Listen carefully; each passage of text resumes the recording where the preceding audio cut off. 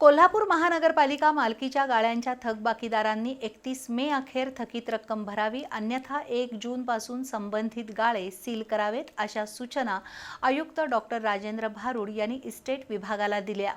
Estate विभागाच्या आढावा बैठकीत ते बोलत होते। कोल्हापूर महापालिकेच्या गाळेधारकांच्या थकबाकीचा आढावा आयुक्त डॉक्टर राजेंद्र भारुड यांनी आज घेतला। महानगरपालिकेच्या बहुतांश गाळेधारकांची मुदत 2015 मध्ये संपली आहे। शासन निर्णयानुसार महापालिकेकडून 5% भाडेवाढ गृहीत धरून भाडे आकारणी सुरू केली आहे। तरीही केवळ 20 ते 30% व्यावसायिकच नियमित भाडं भरत आहेत। उर्वरित गाळेधारकांची थकबाकी वाढत आहे। महानगरपालिकेला अपेक्षित उत्पन्न मिळालं नाही तर शहर विकास कामांवर परिणाम होतो। त्यामुळे सर्व थकबाकीदारांना 31 मे 2026 पर्यंत अंतिम संधी देण्यात यावी आणि त्यानंतर थकबाकीदार गाळे सील करावेत असे निर्देश आयुक्त डॉक्टर भारुड यांनी दिले।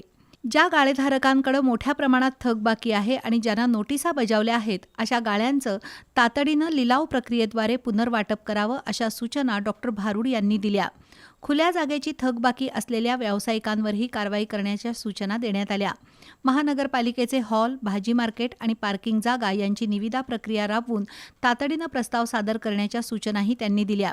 याशिवाय हॉकी स्टेडियम परिसरातील गाळे लिलावाद्वारे एजन्सीला देण्याचा प्रस्ताव सादर करावा असंही त्यांनी सांगितलं।